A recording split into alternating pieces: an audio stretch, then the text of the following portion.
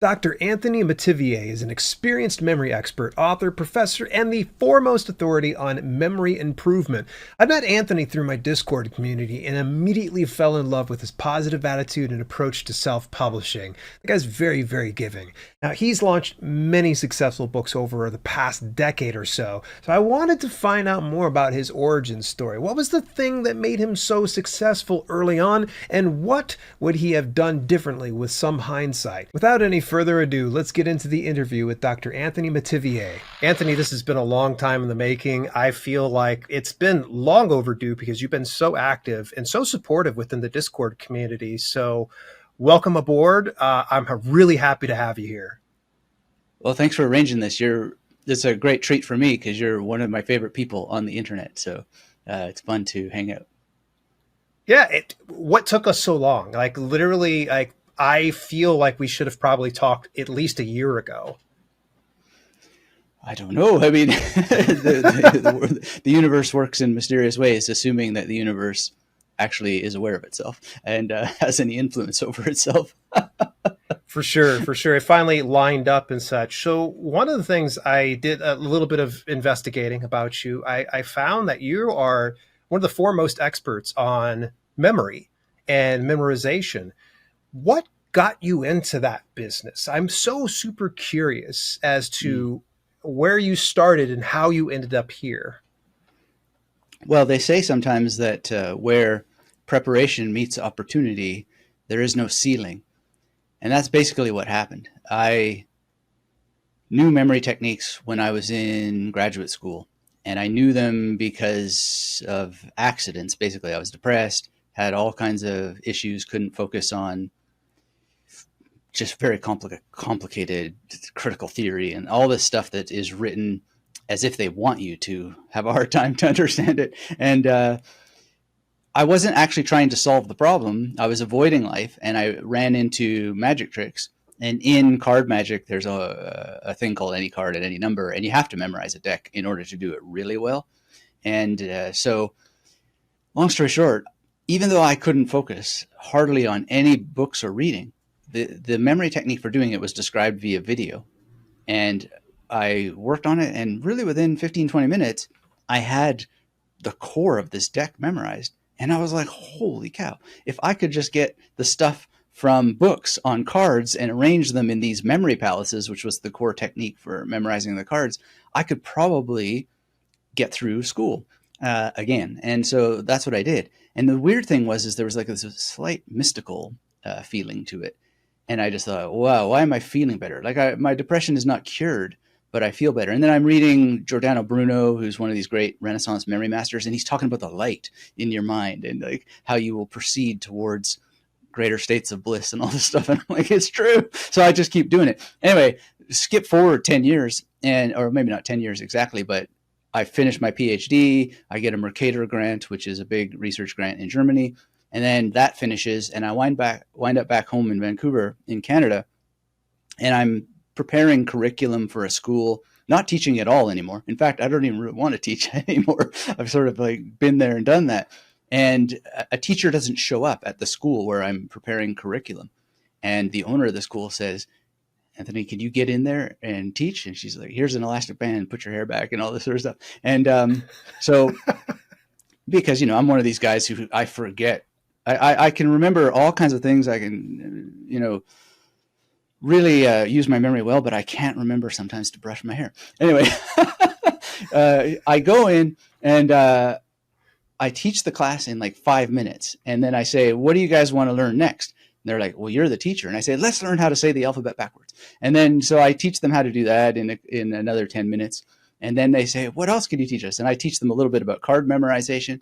And they're blown away because they're already starting to recall cards they've seen for the first time.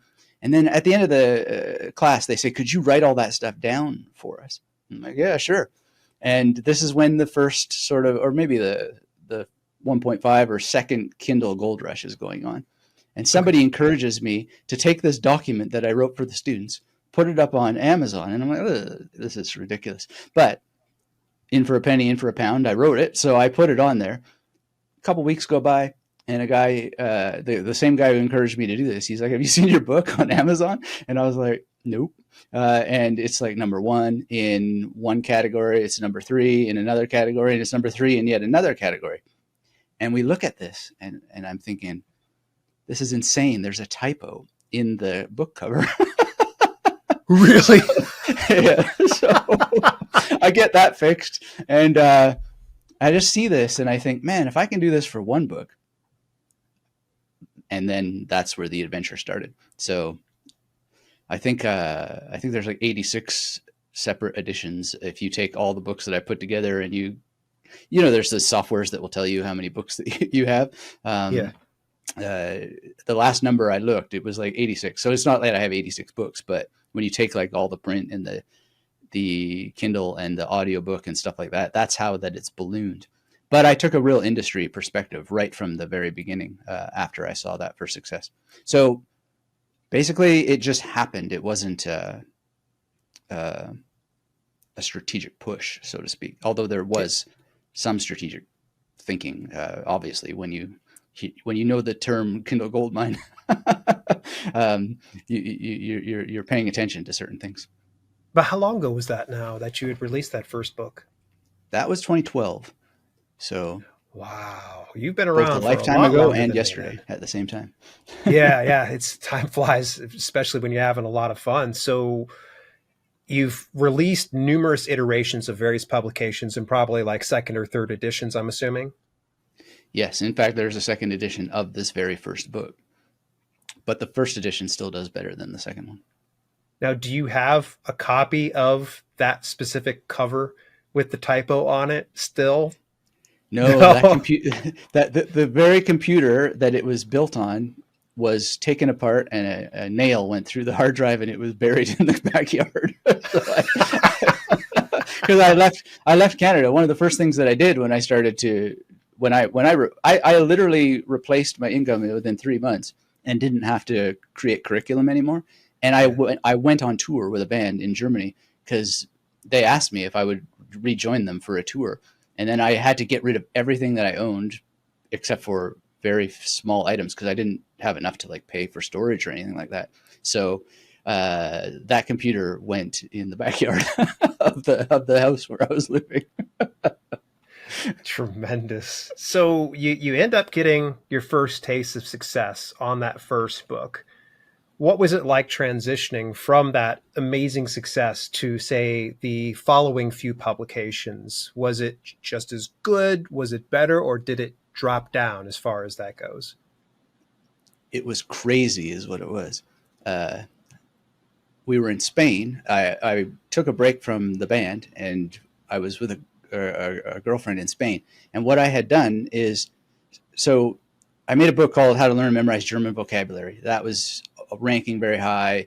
And then I thought, oh, well, I'll make How to Learn and Memorize Spanish vocabulary. Then I'll make How to Learn and Memorize Russian vocabulary. And I'll do the industry thing, right? And Yeah. so I'm in Spain on vacation, and I get this email. You are dupe content, basically. And it was very threatening. You have 24 hours to reply, and all your books will be taken down, and yada, yada, yada. And then just like, I don't have a backup plan. And so I think first. I put on my lawyer brain, and then I email Amazon and I say, are you also going to take down Berlitz and Pimsleur and every other language learning instructional manual that effectively just says, you are in an airport and you want to say hello? And they have the same thing in each and every language that they address. And this nail biting, 72 hours goes by or whatever. And I finally get this email that says, you are in the clear, keep calm, carry on. But I didn't keep calm and carry on. I saw this as the biggest wake up call ever, which is, all your eggs in one basket. So again, like an accident, someone said, have you ever thought of doing a course? And I was just like, well, I've done lots of courses. I taught at university for 10 years. And then they said, well, put it on video. And so that's what I did. And then Udemy happened. And then Udemy, I won some contests. They made special thumbnails for me because I won the contest. And then that course went bonkers for years. And then I thought, Yeah, that's the same problem. Now that's just another basket. And I really didn't want a website. I didn't want any of this stuff. I didn't want email lists. I didn't want lead capture, like any of it. But a mentor told me, he said, like some of my early books, they simply say, email me for some worksheets, which is the Yeah. most ridiculous thing to do because it's all manual. And at one point I was copying and pasting like 700 email addresses into over like 4 or 5 emails. I had a Zoho account restricted because I literally did not want Aweber or anything like this. Yeah. I didn't even want to pay the dollar. My scarcity, like my mindset was so off to just have a test account of Aweber. Yeah. But then I finally learned that, you can automate all this stuff. And I never looked back after I did that.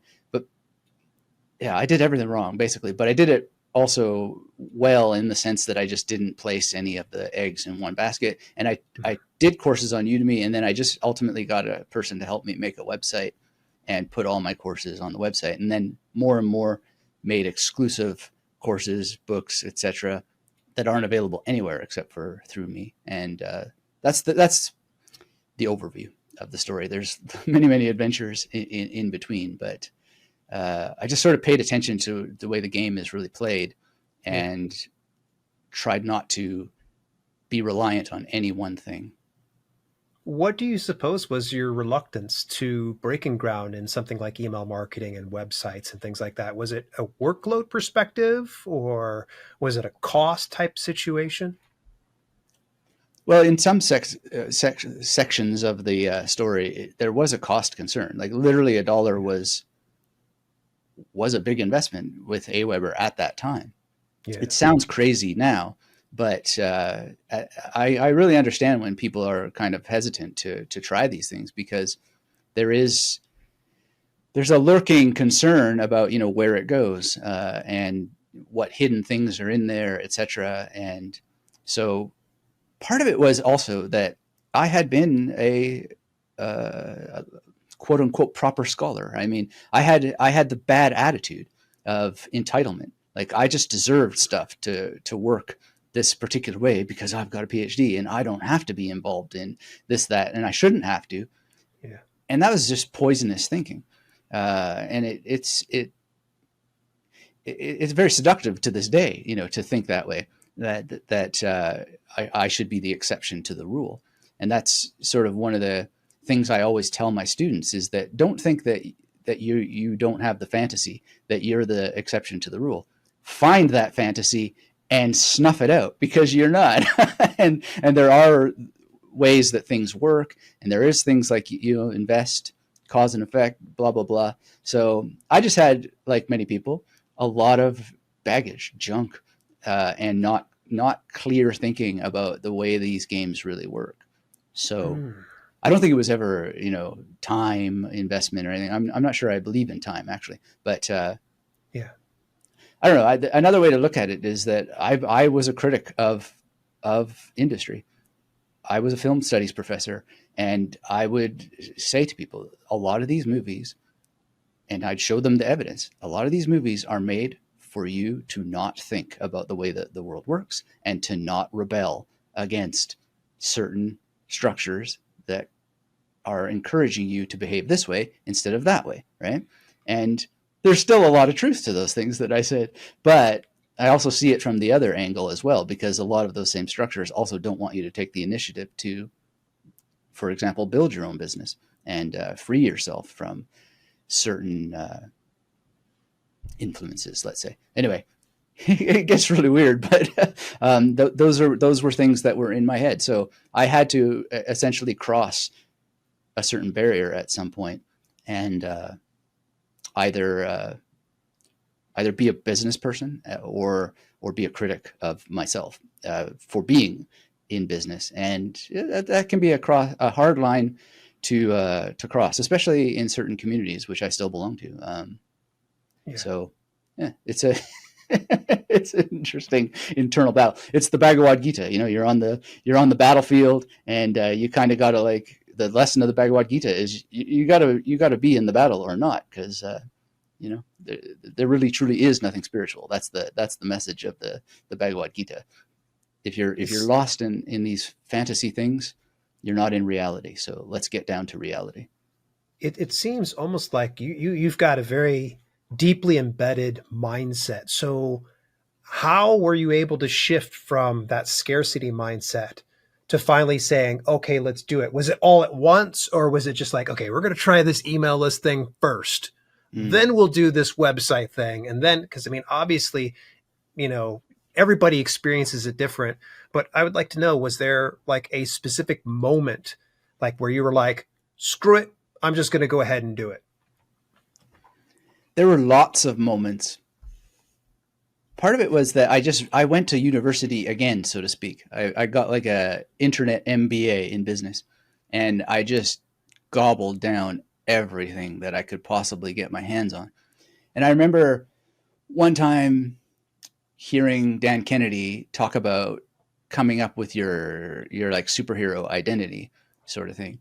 And at first I thought, oh, that's cool. So I'm going to be the Joker of memory. And this other guy told me, he's just like, why would you choose the bad guy as your? Why would you choose the villain? Right. And I just thought, you're right. That's not very good. So then I came up with the mindset of being the Morpheus of memory. Because what would the Morpheus of memory do? He would do whatever it takes to find Neo, right? And then that really helped me overcome scarcity, because that's what Morpheus does, right? It's not about Morpheus. It's about Neo, and it's about finding the one. And so all the sacrifice, all the worry, all the fear, it doesn't go away entirely, but it becomes channeled to the mission, which is that these memory techniques are real. The people who devote themselves to memory techniques will have they'll have even better than because I could never exaggerate the promise of memory techniques. It's just really not possible. I'm too rational of a person to exaggerate it beyond what is real. So, and that's the whole thing. Like, it just worked. It snapped on. I rarely say that to anybody, the Morpheus of memory, but that all the mythology, like, well, it's not mythology. The real is real, right? And so then that really helped me. And then another thing that came along, it was a bit later, but it really helped me later, was Joe Polish had this speech. I don't know if you've seen it, where he's sitting in a chair made of flames. And it was this, I think the video was called "Selling is Not Evil." And he went through, like the more that you are able to enrich yourself through whatever authentic thing that you do for the world, the more people you can hire. And that just sort of clicked, because I have had so many weird situations where I was poisonous against myself in life, where, these are rabbit holes to go down in different stories and so forth. But Yeah. just that made so much sense that you can become like a transfer point for whatever you're generating. And then just that makes it easier to invest in things like, and sometimes crazy investments that don't work out, but at least you are engaged in hiring some people to work on projects. Like, I had many graphic artists, and I can't actually use the material because I didn't plan it enough, but they still benefited. So I think that's a beautiful thing, actually, to trade clamshells in experimental ways. Nice. But I couldn't get myself to do it for a long time until I got the attitude correct. It's a huge factor. I think a lot of people aren't ready to hear it sometimes. That mindset and attitude make all the bit of difference when it comes to this business of being an author and actually being a successful author. And speaking of being a successful author, I think it would be crazy if I didn't address this in our interview, is that you have a very popular TED Talk. How did you land that? And what was that experience like for you? Well, I didn't land it at all. I was asked. And so I said yes. Wow. And then I wrote one, and I wasn't quite happy with it. So I made another one sort of at the last minute. And I really just took a book that I'd written called The Victorious Mind, and kind of took the beginning and the ending, edited it a little bit, walked through the streets of Melbourne, memorizing it, using a memory palace in a completely different city. And then I went to the what do you call it, dress rehearsal, and it went great. People laughed exactly where I made the joke, And that was fantastic. And then in the actual recording, people didn't laugh where I made the joke, and they laughed at some other point where I wasn't trying to be funny. And good thing I had the speech in a Memory Palace, because both those things threw me for a twist. But I was able to get back on, and I don't know why the robots like it enough to spread it as far as and as wide as they have. Other than I think that it was a good choice to change it to the other thing, because I just had this bad feeling with the first talk that I'd come up with, Yeah. and then the other one just felt more like what needed to be said at that moment, and it worked. So, Man, yeah. Anthony, we have burnt through time like crazy. I just need to extend my podcast to 2 hours long, like a Joe Rogan experience, because I could just ask you a lot of stuff. This is so fascinating. And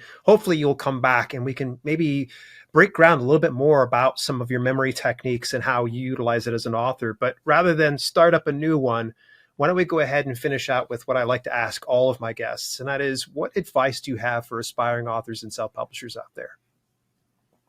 Well, I think obviously improve your memory, because it will help you in your work. It'll help you write faster. It'll help you deal with a lot of these business considerations that we've talked about, and try to be as clear headed about it as possible. But I also would just say, write books that people actually want to read. I wrote many, I've been writing since I was 14, and I published all kinds of, I used to be in zine culture. I don't know if that term is widely known anymore, but I put I out know all it. kinds of stuff for years and years and years with a little photocopier and mailing it and so forth. And a lot of it was just stuff that I wanted people to read instead of what Yeah. they actually want to read. And so I think if you would just be willing to make that sacrifice to figure out what people want to read and then write that for them, then you would actually learn whether you are really a writer or not. William S. Burroughs said there's a difference between a writer and a person who writes. And I'd rather be a person who writes than be a writer, quite frankly.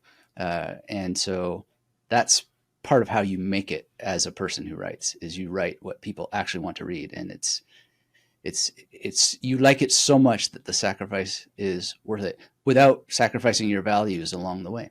And just see the market for what it is, which is again why I would compliment you, because, and why you're one of my favorite people on the internet, because you have that theme in what you're doing as well, trying to find that sweet spot between like, what is the industry, what's actually happening at this moment, and then what it really means to be a servant to whatever the status quo is, so to speak, in order that you might actually be a person who writes, as opposed to, some special ego gratifying term like, oh, I'm a writer. Whereas, what is it? Ramit Sethi, is that the guy? I think he says he does these split tests where he sees if people respect him more if he calls himself an author instead of a writer. And like all, and I think his experiment is valid and interesting. And I'm not commenting on him, but I think that that's a great thing to expose, how that our self-identifications often poison us, and just be a person who writes and figure that out, and everything will be fine. So that's I don't know if that's advice or not, but it's what comes to mind.